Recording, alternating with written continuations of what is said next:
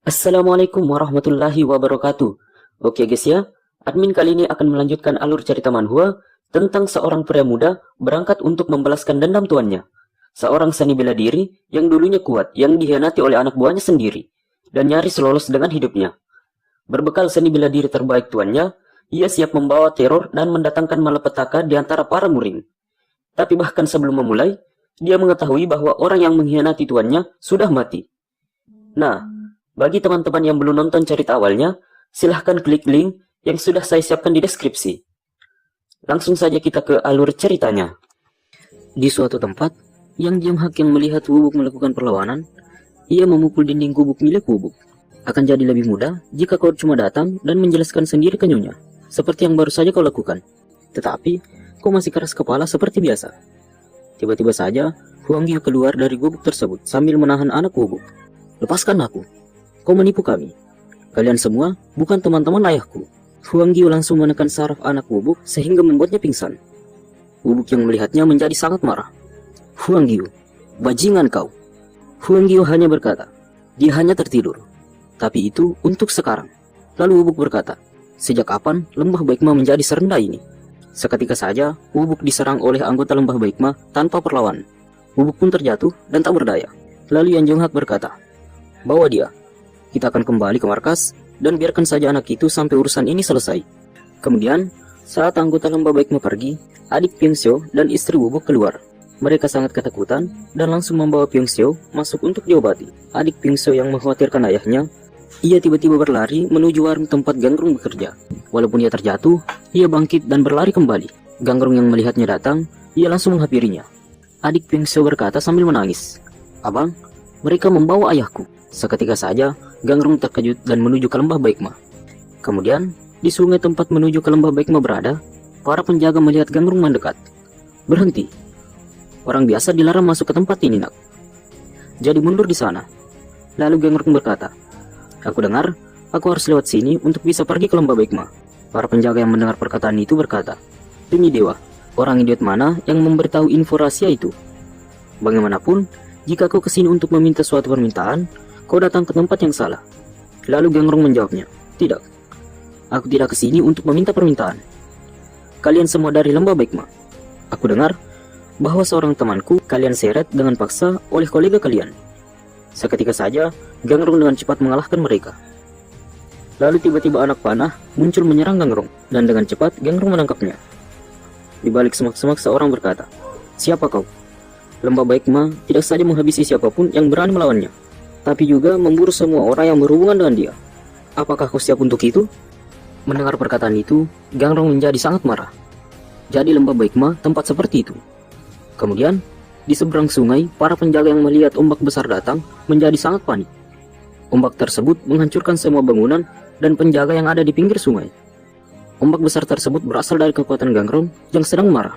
Di dalam ruang tahanan, tempat Woo-buk ditahan, Huang Gyu dan anggotanya merasakan di sekitarnya bergetar. Letnan, urat nadi dia melemah. Dia tidak mampu bertahan lama tanpa diobati.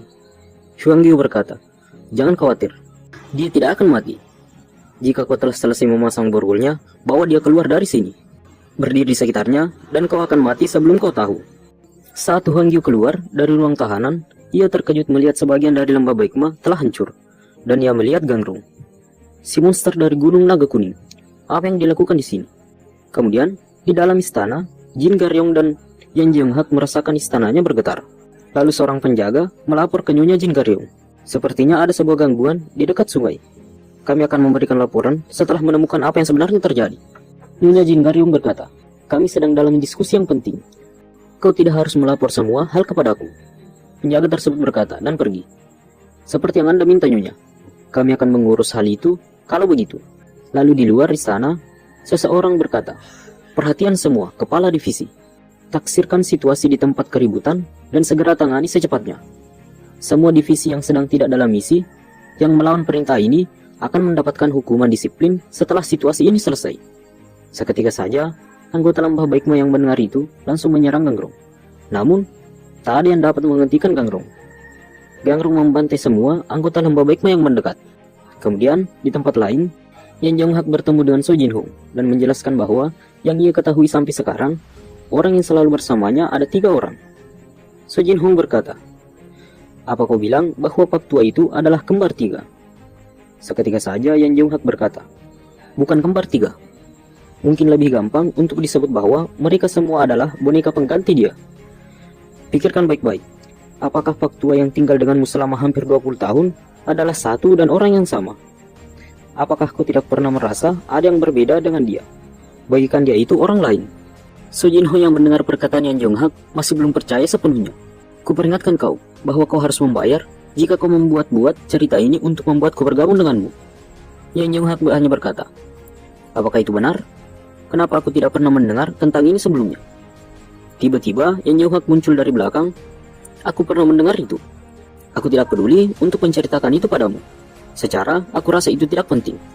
Kemudian muncul Yan Jung Hak yang ketiga. "Oh, begitu. Aku adalah yang pertama bertemu denganmu. Dan dia tidak pernah berkata apapun seperti itu kepadaku sebelumnya. Jadi, kami ada 3 di sini. Bisakah kau sebut secara berurutan siapa saja yang kau temui?" So Jin Ho yang terkejut melihat Yan Jung Hak ada 3, ia makin terkejut saat Yan Jung Hak berubah menjadi Pak Tua tersebut. "Aku sekarang mirip siapa yang kau kenal. Aku tidak merubah bagaimana penampilanku. Tapi, siapakah yang kau lihat? Bukankah kau melihat wajah seorang pria yang kau ingin sekali lihat?" Yang Jung Hak berubah kembali ke wujud aslinya. Ini hanyalah trik sederhana yang semua orang bisa lakukan jika dia mengetahui dasar-dasar teknik ilusi. Tapi orang sepertimu yang berpikir satu arah mudah sekali jatuh pada ilusi sederhana ini. Kau tahu, kelima indera manusia itu lemah dan lebih cacat dari yang kau pikir. Tentu saja, itu lebih mustahil untuk membesarkan sebuah boneka yang mudah tertipu menjadi seorang gosu seperti kau. Tetapi, sebuah senjata yang telah dicuci otak dengan sebuah identitas yang dibutakan oleh nafsu kuat untuk balas dendam benar-benar memenuhi syarat sekali. Semua hal yang ada di balik itu tidak lebih adalah alat peraga untuk memperkuat sugestinya. Ambil contoh, anak buah asosiasi surga bumi. Menurutmu, apa yang kau pikir tentang mereka? Apakah menurutmu mereka memiliki yang bisa disebut sebagai kesadaran diri? Mereka benar-benar boneka yang bisa saja melempar diri mereka sendiri ke api dengan sebuah kata dari Pak Tua itu. Dan Pak Tua itu sendiri mengelilingi dirinya dengan boneka-boneka ini. Cuma ini yang bisa untuk sementara ini. Aku serahkan pada dirimu sendiri untuk menentukan apa yang akan kau lakukan untuk semua ini, dan apa yang kau lakukan setelah ini. Tiba-tiba saja Huang Giu muncul untuk mengadu domba Su Jin Hong dengan Gang Rong. "Apakah kau tetap tinggal di sini? Kelihatannya seperti monster dari naga kuning telah datang di sepanjang jalan ini untuk mencari kamu. Apakah kau tahu?" Mendengar perkataan itu, So Jin Ho menjadi kesal.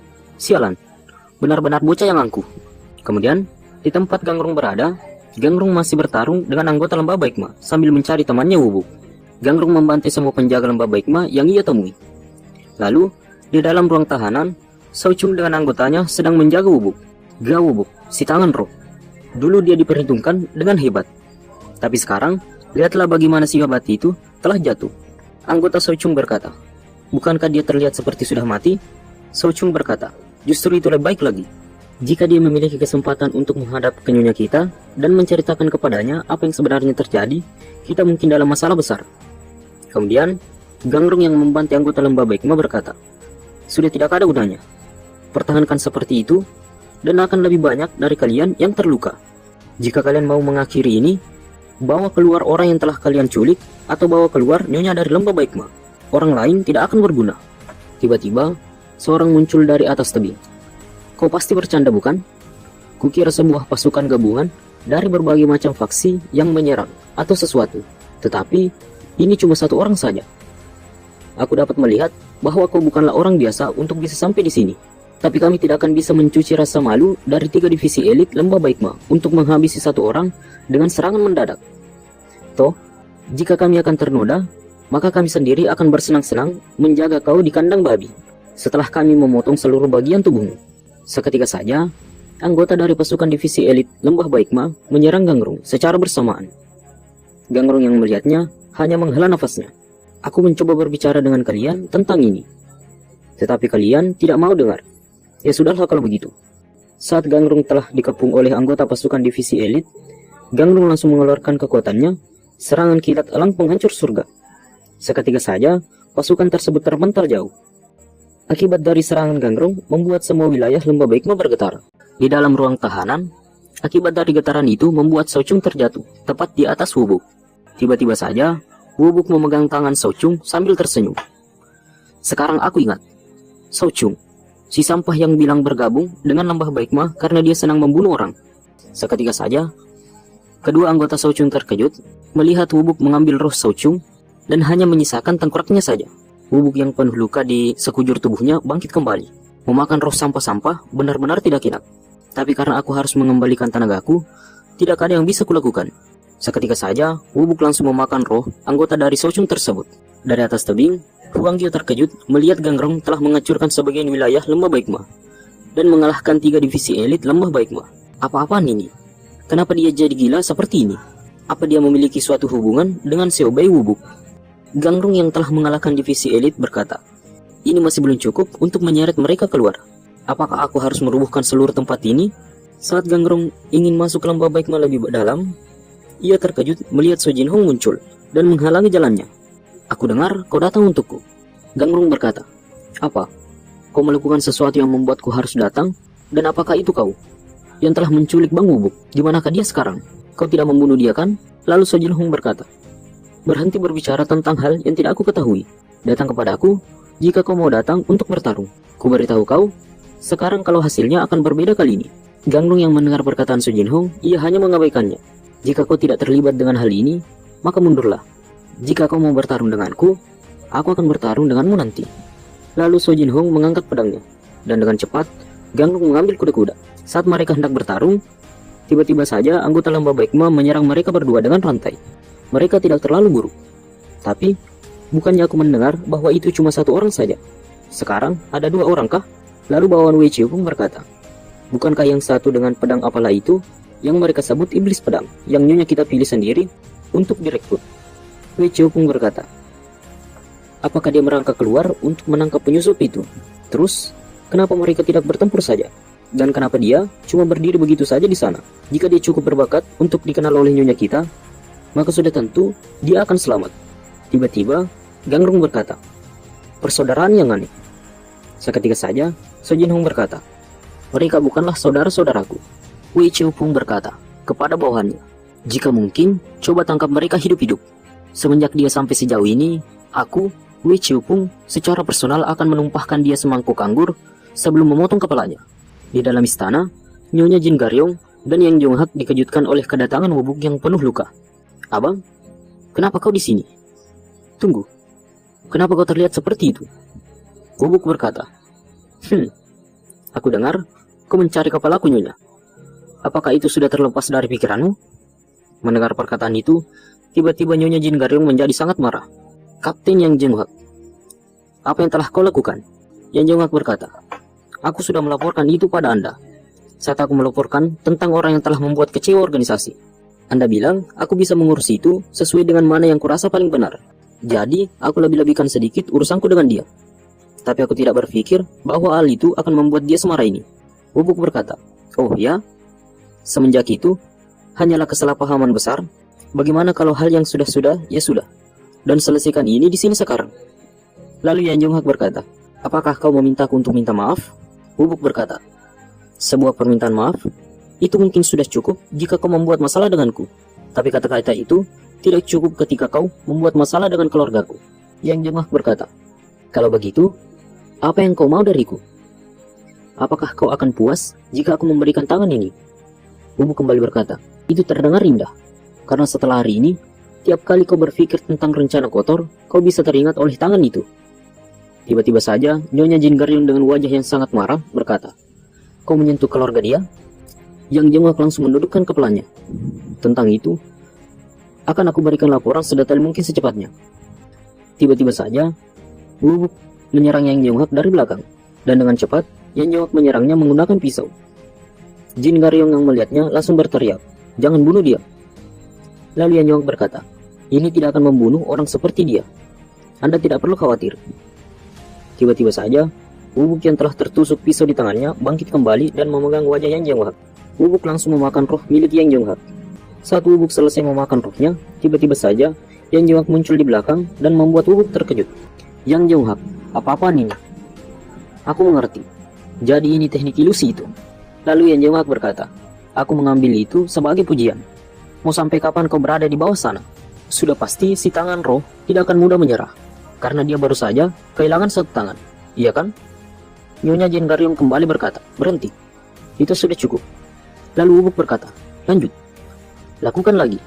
Gunakan lagi teknik ilusi sialan itu lagi. Yang Jenghak mengambil kembali pisaunya dan berkata, seperti itu dong. Tiba-tiba saja, Nyonya Jin Garyong mengeluarkan ki miliknya dan membuat semua area sekitarnya hancur. Ki yang Nyonya Jin Garyong pancarkan membuat ilusi yang dibuat Yang Jenghak menghilang. Seketika saja, tangan Wubuk itu kembali. Jadi, selama ini aku berada di telapak tangan dia. Lalu Yang Jenghak berkata, luar biasa. Dia meruntuhkan tembok ilusi cukup dengan kekuatan dalam ki dia. Nyonya Jin Garyong berkata, aku tidak akan mengizinkan kalian berdua untuk melanjutkan pertarungan. Yang Jenghak, nanti kau harus memberitahu penjelasan yang lebih masuk akal. Dan gak Wubuk si tangan roh. Aku berencana berhubungan denganmu secepatnya. Tetapi, aku tidak pernah sampai sejauh itu untuk melakukannya. Dan aku tidak pernah berpikir bahwa dia akan sejauh itu untuk menyentuh keluargamu. Aku mengerti sekarang. Jadi ini bukanlah gangguan biasa. Siapa yang melakukan ini? Siapa yang berani-beraninya datang ke lembah Baikma? Part 7 selesai. Sekian dan terima kasih.